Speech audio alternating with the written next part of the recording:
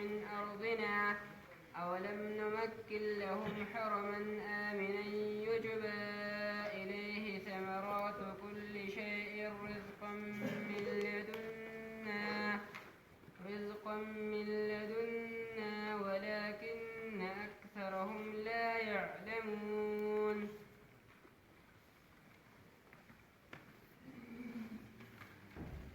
الحمد لله الذي من علينا بجزيل النعم، والصلاة والسلام على سيد العرب والعجم وعلى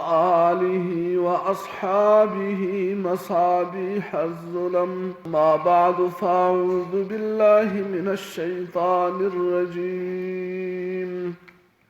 بسم الله الرحمن الرحيم. وقالوا إن نتبع الهدى معك نتخطف من أرضنا أولم نمكن لهم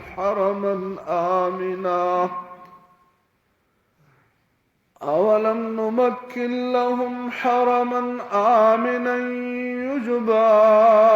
إليه ثمرات كل شيء رزقا من لدنا ولكن أكثرهم لا يعلمون. سورة القصص آيات نمبر 50.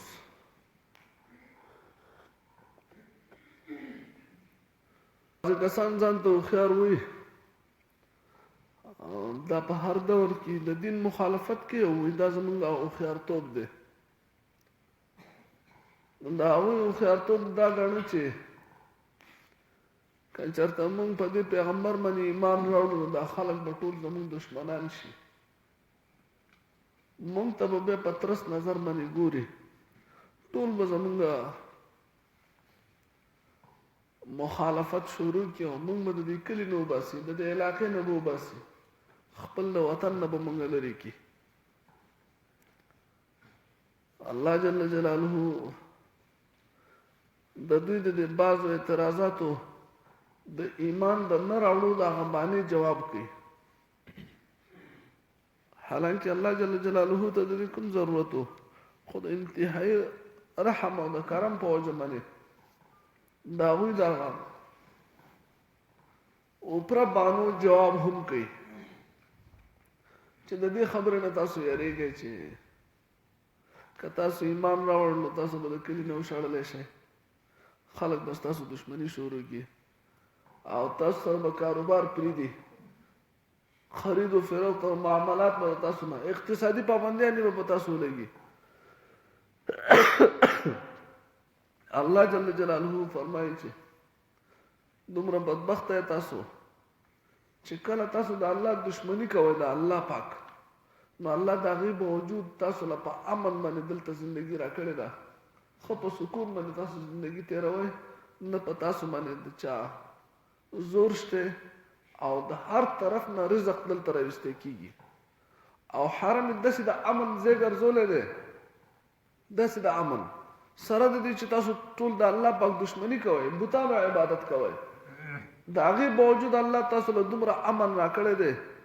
چې که یو سړي د خپل پلار قاتل په حرم کې بیا مونده، د هغه دا مجال نشته چې هغه ته اوچت وګوري. قدرې دا د کافرانو په زړه کې هم دا رعب الله پاک اچولی دی چې د حرم عزت داسې دی چې دا به مونږ د حرم نه بهر ګورو. په مکه کې او په حرم شریف کې د دې خبرو گنجایش نشته. دا د نبی کریم صلی الله علیه وسلم د نبوت نه مخکې هم د خلکو په زړونو کې د دې داسې عظمت او داسې مقام او داسې هیبت او داسې یره وه چې هغوی په حرم کې دننه چا قتل گنجایش نو سوال نه پیدا کېږي چې په حرم کې څوک مرګ وکړي. دا دومره د امن ځای الله پاک جوړ کړی دی، هغه الله پاک تاسو ومنئ، تاسو په هغه باندې ایمان راوړئ نو هغه به تاسو د امن ختم کړي. یا دیم دې ته د مختلفو ځایونو نه رزق را روان دی، حالانکه په دې کې نه پیدا کېږي، خو د هغه ابراهیم علیه السلام هغه دعا ده چې د دنیا په سر باندې په کوم ځای کې څه شی پیدا کېږي هغه الله پاک حرم ته را رسوي، سره د دې چې تاسو بوتان ته سجدې کوئ، د بوتانو عبادت کوئ. نو چې تاسو د هغه الله منونکي شئ چا چې پیدا کړي څوک چې دا رزق راکړي نو ولې هغه به تاسو باندې خپل رزق بند کړي ځکه چې تاسو ایمان راوړی دی خو د دوی په زړونو کې دا قسم دا بعضې وخت کې د کچا کمزوري مسلمانانو په ذهن کې هم دا قسم شکالات راځي په هر وخت کې که چېرته موږ داسې وکړو نو موږ خو چې ظاهره خبره ده چې ده چا نه یېرېږو امریکې نه یېرېږو چې اقتصادي پابندي به چې داسې چل وي هغه چل وي دا بیا خدای خبره رزق وعده دا چا کړی دی الله وفي السماء رزقكم اسمان کې رزق دی اسمان کې د کافر دا قسم عقیده پکار ده ککی الله پاک داغونه ګیله کوي چې که تاسو ایمان راوړئ نو وایي چې موږ ته به خطرات او پریشانیانې جوړې شي نو خطر او پریشاني د کافر چې دا خبره کړل نو الله پاک ته ګیله کړل نو مسلمان په کومه خوله باندې د دې خبرې ذکر کوي چې په الله ایمان شته او د هغې باوجود بیا به چلو شي د ایمان د وجې نه به په هغو باندې تکلیف راشي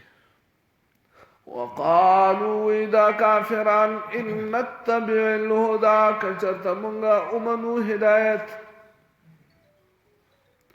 ما قد تاثر نتخطف من ارضنا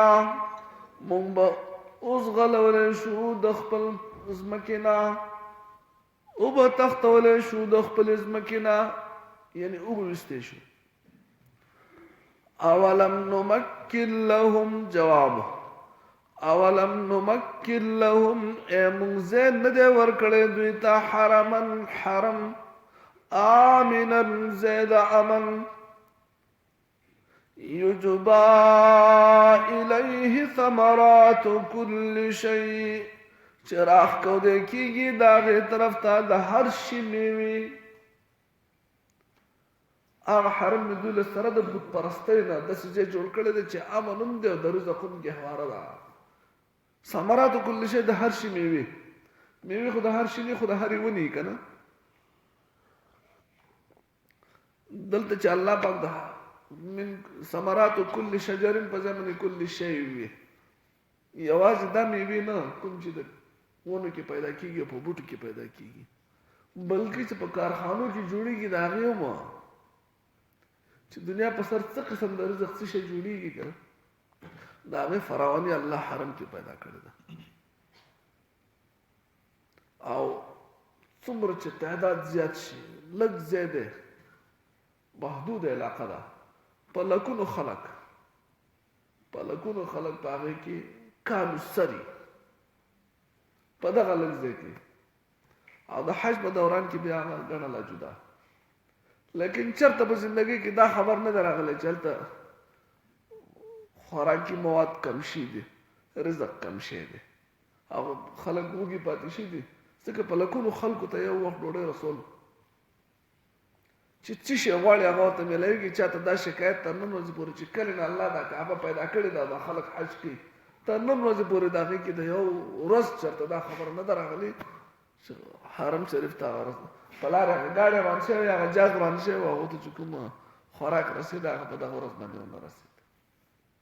بلکې د هر سړي د طبیعت موافق څیز هغه ته هلته میلاوېږي که په اسباب ووې دا د چا پلار نشي رسولی ده یجبا راښکودی کېږي الیه دې ته ثمرات کل شیء میوې د هر شي رزقا من لدنا رزق زمونږ د طرف نه الله وایي دا زه لېږم تاسو که ګورئ خلک خپل کاروبار کې څوک وي چې هغې طرف ته معیشت توجه به هغه طرف ته لیکن دا نه دی الله وایي دا زما کار دی زه کوم الله اکبر دا اوس کوم د تیلو ذخایر دي یا د څه شي دي دا خو په د عرب جزیره کې اوس پیدا شو دا د 80 کالو د 80 کالو یا د 100 کالو خبره ده د دې نه مخکې خلک حج له نه تله دا عرب چې کمزوري او غریبانان و غربت و انتها وه ساوري به ساتله او خان ګړي بیزې به ساتلې لیکن په حرم شریف کې د رزق د کمی چا سوال نه دی پیدا شي رزقا رزق دے من لدنا دا طرف زمنا ولكن اکثرهم لا يعلمون لیکن ذات لدوینا نپوئیگی دم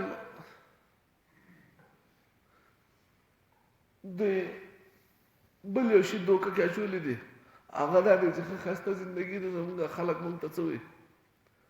عزت ډېر دی او خوشحالي ډېره ده سکون ډېر دی او کاروبار ښه روان دی مال ښه دی څه له ځان په تنګۍ کې چې اسلام دعوه وکړو بیا به څه چلو شي کېدای شي زمونږ مشري او زمونږ د عهدې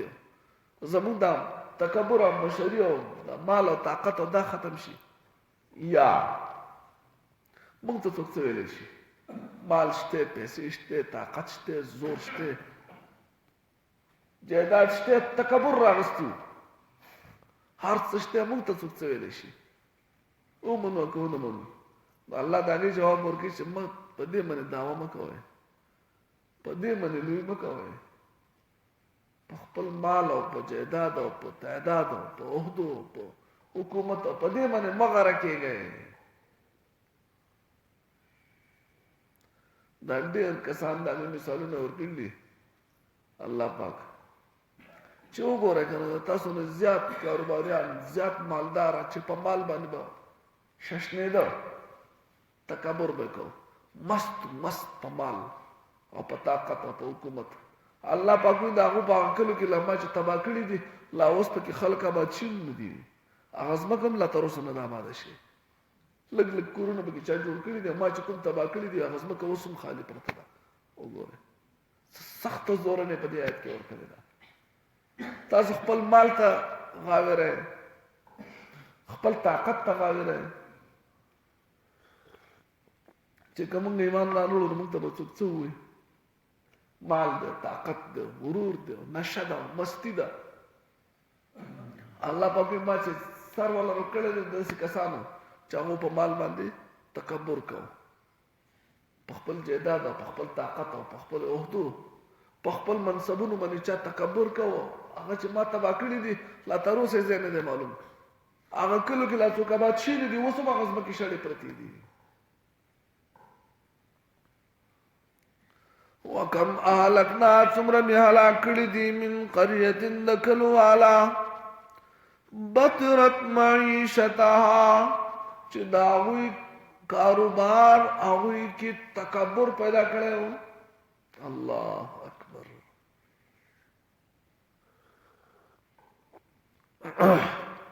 کاروبار سره پکې مستی پیدا شي وه فتلک مساکنهم یا کاروبار یا د هغه د ژوند هغه اسایشونو په هغو کې تکبر پیدا کړی چې څه شی غوښته هغه ورته میلاوېده د ژوند سهولیات هغې ته معیشت وي د ژوند سهولیاتو هغو کې تکبر پیدا کړی الله وی فتلک مساکنهم پس دغه کورونه د هغوی دي لم تسکن من بعدهم چې لا نه دي اوسېدلي وروستو د هغو نه په هغې کې الا قلیلا مګر لږه د هغو د تباه کېدو نه وروستی لا تر اوسه پکې څوک اوسېدلي هم نه دي اوس هم را پراته دي وكنا نحن الوارثين او یو حقیقي وارثان مونږه اوس لا څوک شته هم نه چې د هغو مال چاته پاتې شو داسې هم څوک نشته چې د هغې دعوه وکړي الله وایي ما ته پاتې شوی دی زما و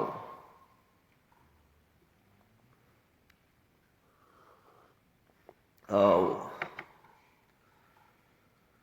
لمونځ ویو الله اکبر الله ډېر لوی دی داسې به نه چې د هر څه نه لوی دی ډېر لوی دی ډېر لوی چې د هغې د لویوالي انتها نشته اکبر د اسم تفضیل صیغه ده ډېر لوی دی ډېر لوی سبحانك اللهم پاکی د تعالی را اے اللہ وبحمدک او سرد تعریف ستانا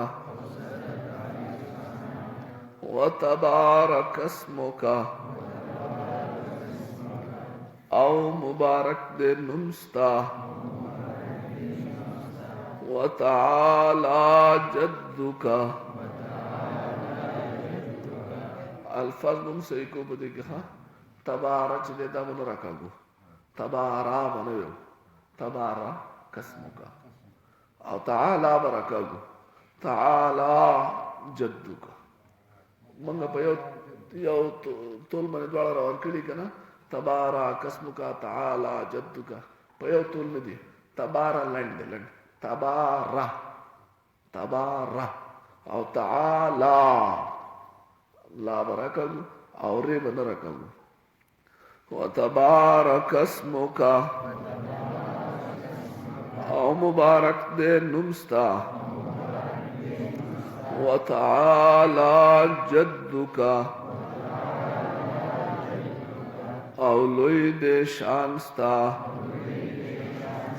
ولا اله غیرک اوستان سوا معبود نشتے اللہ اکبر اللہ ډیر لوی دی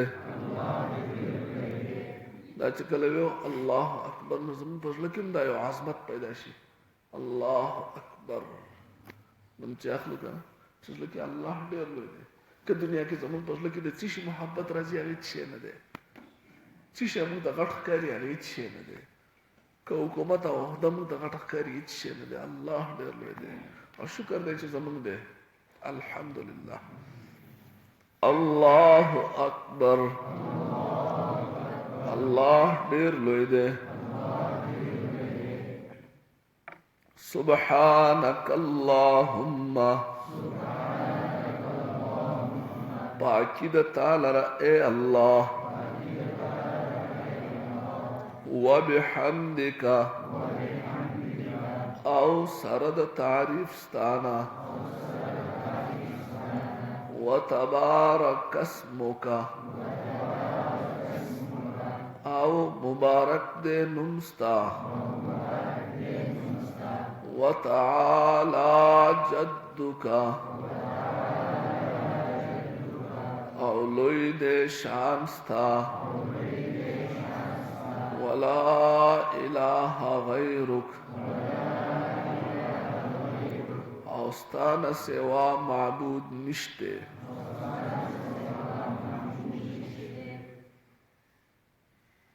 وقالوا ویدی ان نتبع الهدى کچرتا منگا تابداریو کو دا ہدایت معاکستا سرا نتخطف نو اوچت بشو منگا من ارضنا دزمک اخبلنا اوچت پکڑے شو یعنی وابغستے شو پلان کے اوچت کا کرنا اولم نمکن لهم اے مازین دے ورکڑے دویتا حرم چی حرم دے آمنن دا امن زیدے یجبا الیہ چراخ کو دیکھیگی دا دی طرف تا ثمرات کل شیئن میوی دا ہر شی رزقا من لدنا رزق زمون دا طرفنا ولیکن اکثرهم لیکن زیاد پدوئی کی لا یعلمون نپوئیگی وکم اہلکنا سمرمی حلاک کردی من قریت نکلی والا بطرت چی تکبر بینکو معیشتها پخپل زندگی فتلک مساکنهم پس ده کورن دیداوی لم تسکم من بعدهم چی ندیوسی دلیلا داغون رستے پکی چوک الا قلیلا مگر لگ وکننا نحن الوارثین او یمونگا وارثان اللهم صل على محمد ربنا لا تزغ قلوبنا بعد إذ هديتنا وهب لنا من لدنك رحمة إنك أنت الوهاب اللهم إنا على ذكرك وشكرك وحسن عبادتك ربنا لا تزغ قلوبنا بعد إذ هديتنا وهب لنا من لدنك رحمة إنك أنت الوهاب یا اللہ منشرات سے دیتا تو زمانگ ذہننا کولاو کا اللہ سینے اور تکولاو کا اللہ یا اللہ تی منگتا یاد کا اللہ تبی منگتا عمل توفیق را کا اللہ اللہ تی دخپل رضا زریعو گرزے اللہ زمانگ بلحس مقصد نشتے بغیر ستا درزانا اے الله ته په خپل دربار کې قبول کړي الله موږ د دین په طالبانو کې شامل کړي الله کوم چې دین زده کوي الله موږ په هغو کې شامل کړي الله تر مرګه پورې موږ طالب علمان ساتي الله د خپل له دین طالبان موږ جوړ کړي الله د هغو په صف کې موږ شامل کړي الله